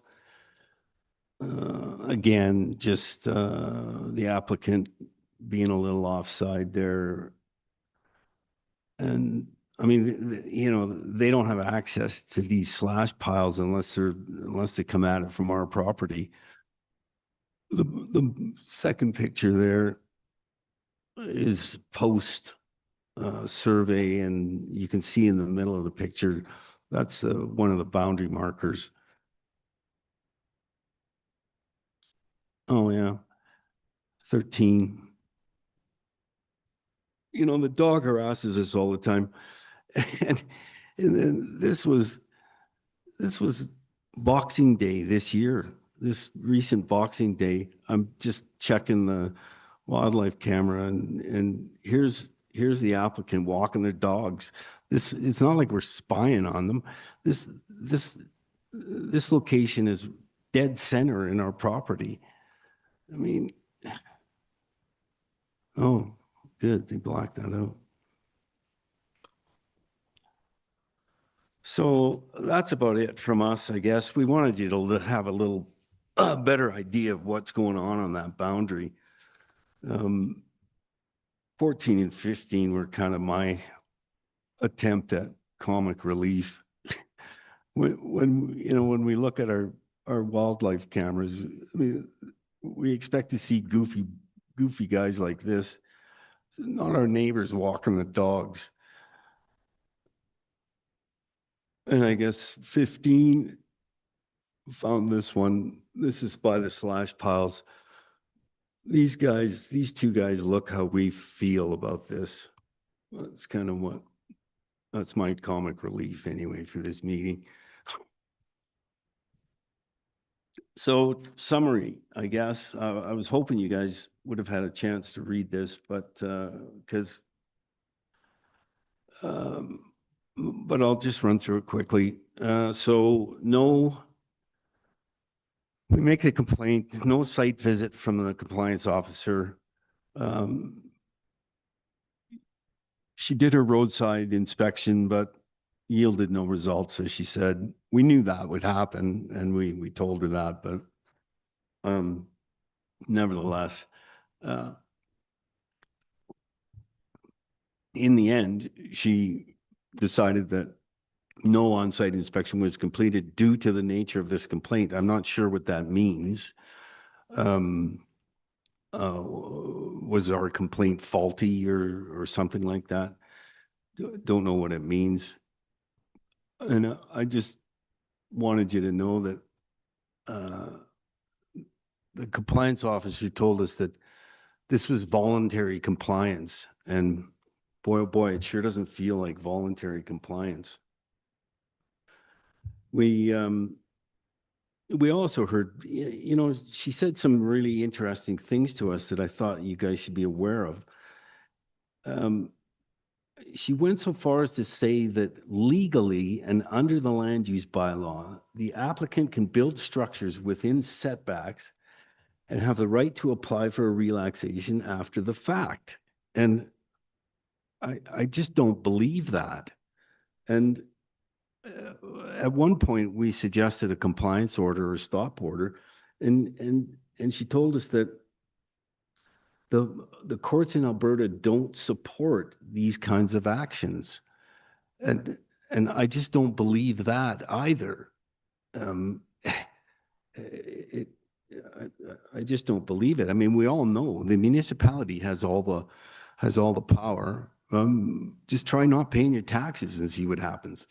You know, it's everywhere in the land use bylaw and the Municipal Governments Act is clear on stop orders and compliance orders. I just don't see how this whole thing is spun into this situation that we're in.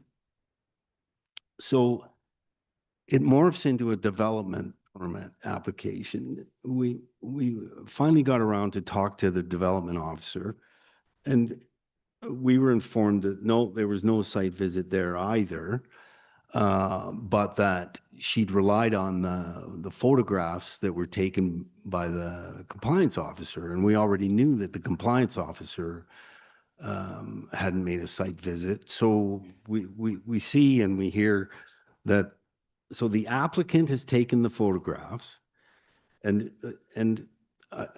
a point of order too, I guess, question from us is, how is it determined that the above ground pool and deck were to be excluded from this development application when the photographs were taken by the applicant, the measurements were taken by the applicant, and there was no site visit by the development officer? I don't know how that gets determined. I mean, in one of the photographs, it's of the pool, it's clearly taken from our property. You know, I mean, who was that on our property taking photographs? Anyway, I guess I think I've gone on way too long here, but I mean, I'd like to somehow have the pool be part of this procedure, because it's not just about this chicken pen. It's about everything that's going on that border. So our opposition to the pool, I say, is nothing to do with the aesthetics. It's the proximity and the noise factor. I don't think the applicants used the pool last year, but they certainly did the year before. And, you know, you get screaming adults and screaming children with pools. And in our opposition to the chicken coop, we don't have any problem with chicken coops or people keeping chickens. We've bought our eggs from friends and locals for 35 years. That's not the problem. The problem is we hadn't seen foxes on our property for 30 years. We never saw a fox. And now we have foxes all over the place, and they stage themselves in our front field because of the location of the chicken coop. And so there's foxes all over a driveway. I've added some pictures as an appendix. There's one fox is on our back deck, you know. So the applicants are worried about wildlife. They're attracting wildlife. I mean, it's so obvious. Okay, I'm going to go on then. Page 18. Like we say, I mean, it's unpleasant to raise all these issues, but I mean, trespass, it's just, we've never been confronted with anything like this. We've lived here a long time. We've had all kinds of different neighbors, different dogs, different activities going on properties all around us, and we've just never had anything like this. So if we've been out of communication with the applicant, it's because we're absolutely dumbfounded. But as I say, I mean, I don't think there was a diligent process between the compliance officer and the development officer. You know, we just feel like we were forced to complain. We could see the writing was on the wall in our communications with the compliance officer. This thing was just going straight to development. But of course, even then we thought, well, given the setback that exists, or the relaxation for the house, we just felt that it was an automatic refusal. You know, you can't, it stated clearly in 2010, no further development. And apparently that's not true. You know, and the compliance officer even told us, well, there's nothing we can do about trespass. You know, that's civil action stuff. What are we going to do? Sue our neighbors? You know, because of all this? I don't think so. We're not interested in any of that. we're interested in being good neighbors. But these guys have just overwhelmed us.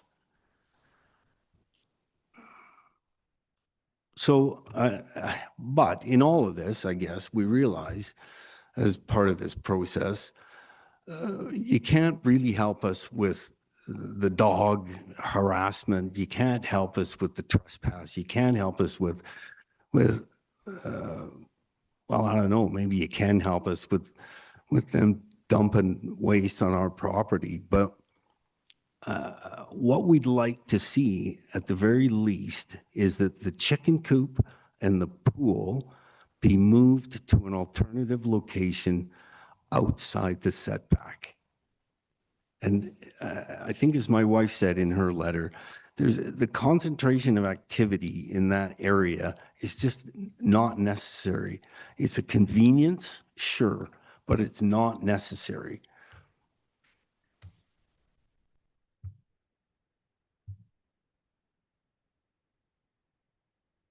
So that's enough of my presentation, I guess. Oh, well, yeah. Foxes, got a whole lot of pictures of foxes. Most of them are on our driveway. I put a camera there 3 years ago. It just sits there. When TC Energy was doing the pipeline work, I was interested to see who comes up our driveway. As it turns out, the wildlife love it, and particularly the fox. And I just included a bunch of pictures of their dog over at our place, barking at us.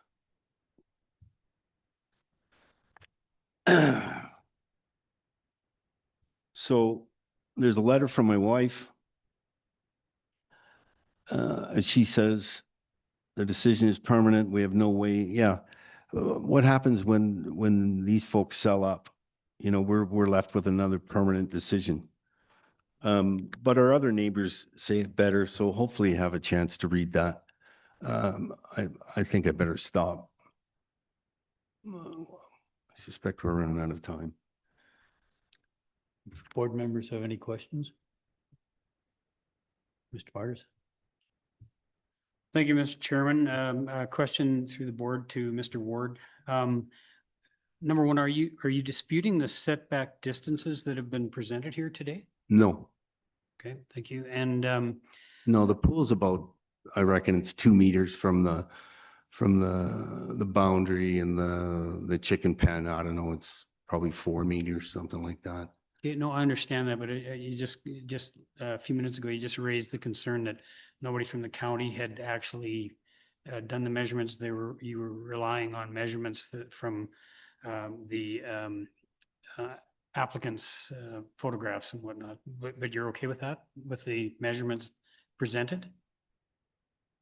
You're okay with the measurements presented, that they're accurate? Well, I'm not okay with the applicant providing the pictures and doing the measurements.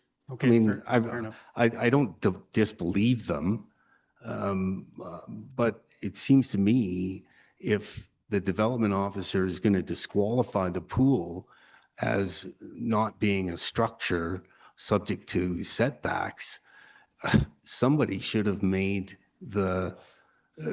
should have looked at it and taken some measurements for themselves, so they had those measurements in their file, shouldn't Okay. they have? Thank you. And one last question. Would a privacy fence from the chicken coop, would that mitigate some of your concerns? I'm not sure what you mean by privacy So if fence. there was Maybe a privacy fence put between the chicken coop and your property, something similar to the pictures of the pool there and whatnot appear to have a bit of a privacy fence.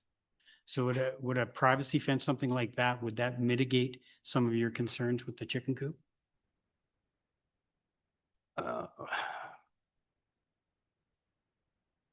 I guess, I mean, I think what we need is a barrier fence, if that's what you mean, of some kind. I think we're talking the same language here. Yes. Okay. Thank you. That answers my questions. Thank you. Further questions, board members? Thank you, Mr. Ward. Mr. Clark, did you have any words for us? You're muted right now.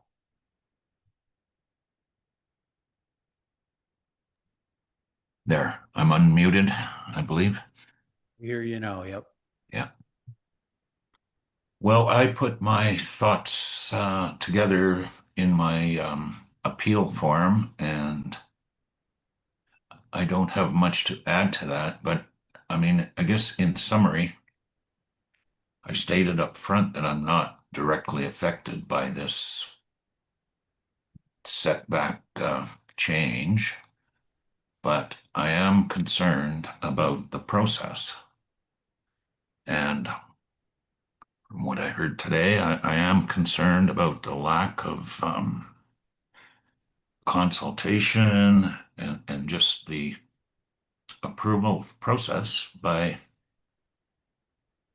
a county employee who's not an affected party.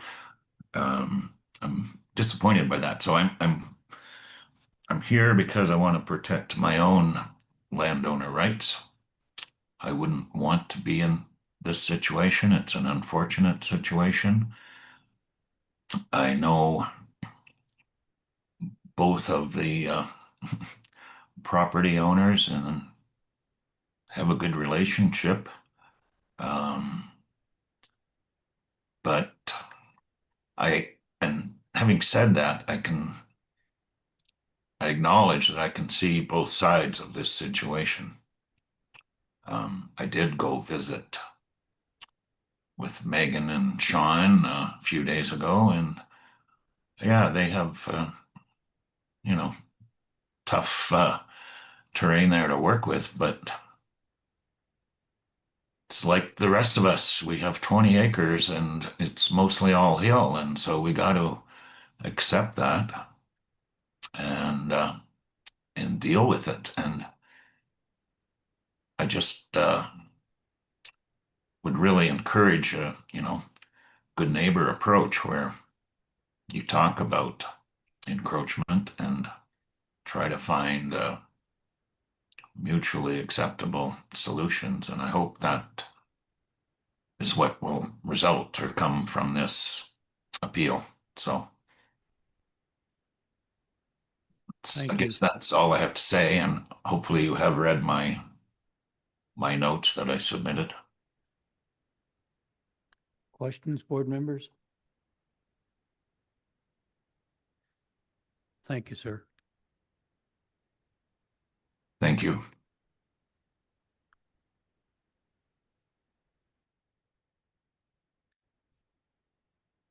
The other person that I have on my list, Gruette.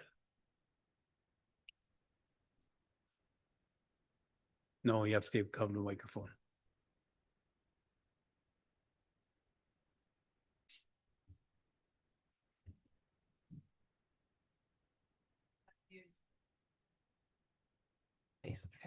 Good afternoon. My name is Robin Gruette. My husband and I, Michael Gruette, own the property to the north of Megan and Sean. I think it was shown on a few of the maps. We are also the owners that share the driveway with Megan and Sean. So a couple of things. Unfortunately, that picture of the garbage at the bottom of the driveway is our fault. I asked my 13-year-old daughter to put the garbage out. That was a learning experience. We have also put a better clip on that as well because we were having problems with the Chinook winds opening it and therefore allowing scavengers to get into it. So that's completely our fault, and apologies for any impact that had. The other thing that I'd like to point out is I have had Miota come and do surveys quite extensively on our place as we have built a barn and other structures.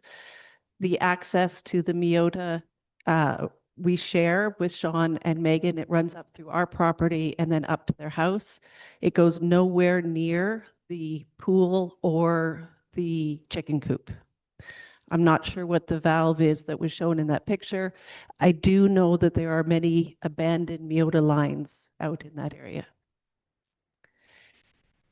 The other thing that I'd like to point out is of all the neighbors, we are the ones that see that chicken coop as we drive up the driveway. It is well kept. Yes, it is too close to the property line, but as Megan has said, that was done by mistake. And they're going through the processes appropriate to mitigate that mistake.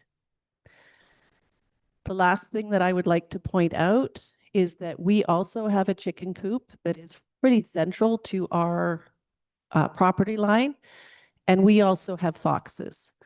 I don't think that having a chicken coop 45 feet or 15 meters from the property line would stop the fact that there are foxes in the area. I think one of the things that can help with some of the foxes is the neighbor's dog, which I have appreciated at time chasing some of the foxes away. So I do recognize that the chicken coop is too close to the property line, but that is being rectified with the development permit and the process that's been put in place. And as a neighbor, I fully support their development permit. Thank you. Thank you. Board members have questions?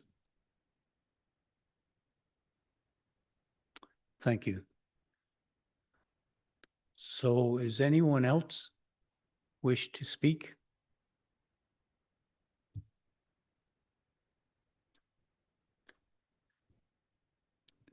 Questions of anybody through the chair of anybody else involved?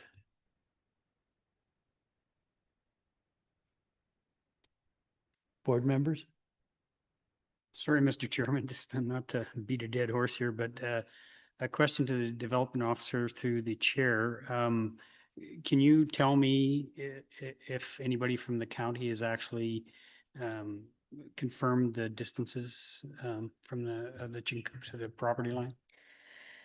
We have the measurements always supplied by applicants on all applications. We do not require real property reports or professionals to measure in these situations. Oftentimes, applicants come in with real property reports, but there's no rule stipulating that it has to be from a professional surveyor. I have been to the property to speak to the appellant here. When we spoke on the phone, that was after the decision had been published. I had not been to the site. Once the appeal was lodged and I was given that information, I did make a site visit, which is our typical policy to follow, is that once an appeal has been lodged, that we will make a site visit at that time in anticipation of an appeal hearing. Thank you. That answers my question.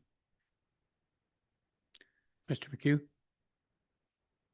Thank you, Mr. Chair, and through the chair to the development officer. Conversation today is relaxation of setbacks. Can you speak to some of the considerations that are involved in granting or not granting a relaxation of setbacks that the department would consider? Thank you. Through the chair to Councillor McHugh. We look at what is being requested. Is this a motorcycle shop with a business, or is it a chicken coop? Sight lines are considered. We have procedures and rules in place for screening. All of these things are considered, and that the Development Authority has the variance to grant for existing developments up to 90%.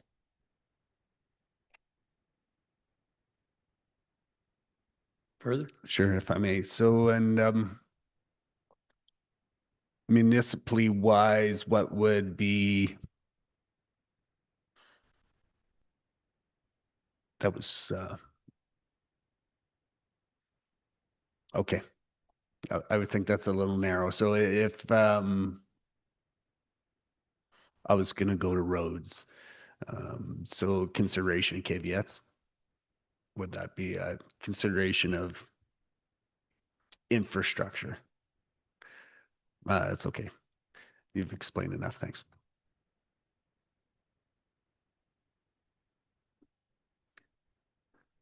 Further questions? Anyone involved in the hearing wish to ask questions? Mr. Mills? If I might, through the chair to development officer. So if I'm reading this correctly, you have approved this permit with a 73% relaxation? Through the chair, that is correct. This relaxation is 73% allowed for this chicken coop. So I didn't realize that you had that authority. I thought it was lesser than that. In the land use bylaw for proposed development, the development authority has granted a variance of 25%.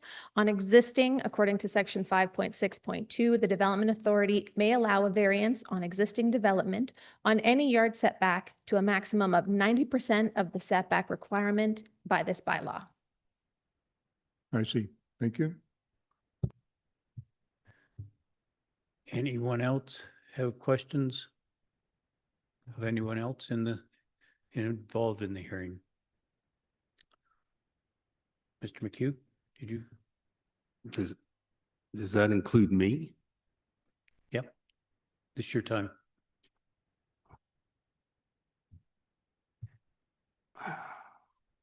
Well, I guess I have a question for the development officer through the chair. In light of letters from other neighbors in the area who characterize this as rewarding non-compliance rather than responsible development, one neighbor, by the way, these neighbors, it was unsolicited from us. They were on the distribution list and contacted us and said, we're against this. It's just wrong. And they recognized it for what it was. Rewarding. I mean, these structures were built and then they asked for approval afterwards. And I mean, what that says to me is that, and sorry, I guess I had a question for the development officer because we asked her on the telephone, what did you use to substantiate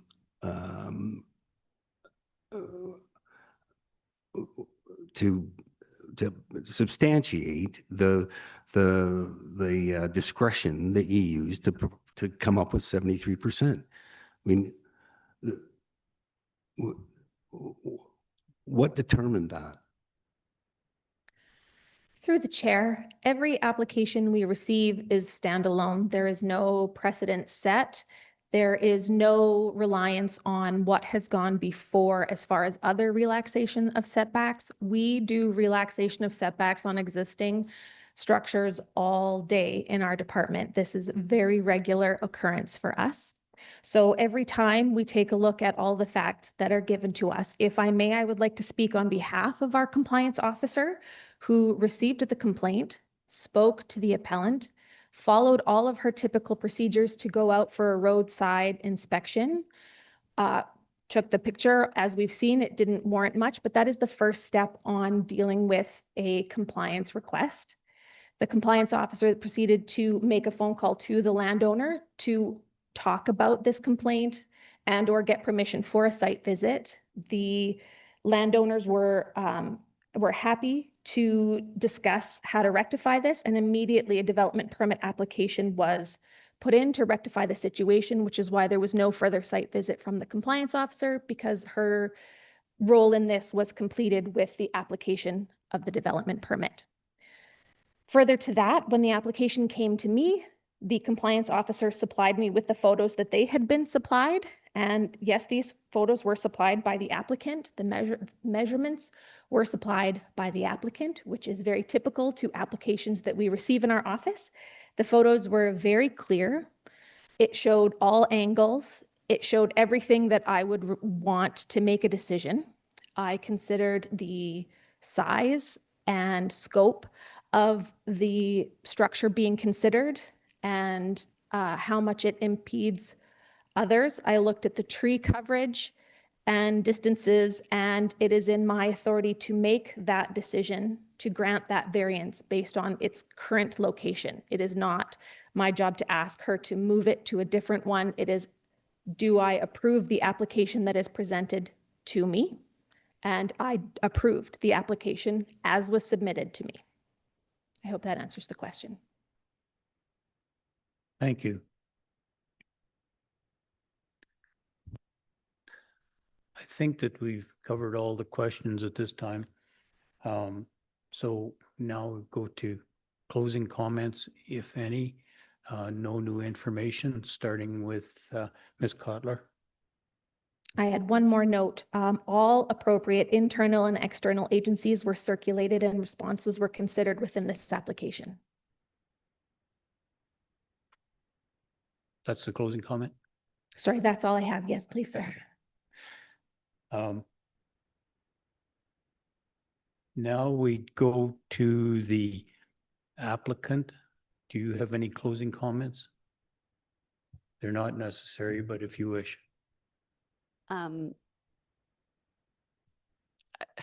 Sorry, there was a lot that Mr. Ward apparently has issues with us, which we are quite surprised about, to be honest. We've only ever once in almost 4 years heard one complaint about our dog from him. And it was very harsh text to my husband, threatening to call Fish and Feathers on our dog for the very first time he ever brought up that as a concern. So he was very aggressive in that comment, and we did not think that was warranted because he's never once reached out about our dog and has not since. And when he came over to look at the pool being constructed, I asked him blankly, and this was not very far after, But if, excuse me, we asked in closing comments, you don't Sorry. introduce new material that oh, hasn't been I'm sorry, I presented didn't elsewhere. understand, sorry. I really had, sorry, I missed that spot where I could defend myself, or I guess have you guys see the other side of this, all the stuff that he presented. Sorry. I don't have any closing comments then. Thank you. So now we would go to Mr. Ward. Do you have any closing comments? Thank you. Yes, all I would say is there's a lot going on that boundary. I think that we highlighted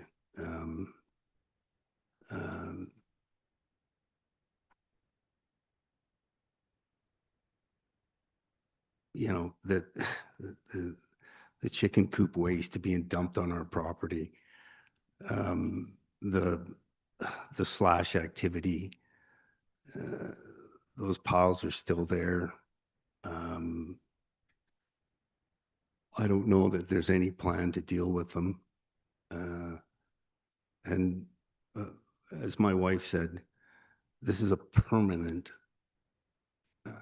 decision. And what's going to happen when these guys sell up? We have no idea. You know, what's the chicken coop going to be used for? She joked and said, maybe they'll get peacocks. You know, maybe the pool will be used as a duck pond. You know, this whole thing just seems completely unreasonable to us. We're not unreasonable people. And I think if the question would have been asked in the first place, what seems unreasonable to me is build first, ask questions later. I mean, that's unreasonable. As our other neighbors said, you don't just build stuff on the boundary and then not expect it to upset people. There's and with respect to the dog, is there no self-awareness? You know, I mean, the thing barks at everything that moves. they've told us that, they've admitted that. And, you know, it's like, do we really have to go to bylaw? We just expect reasonable behavior. We expect, I think you're getting into new information you haven't presented elsewhere. yeah. So this didn't is know. closing.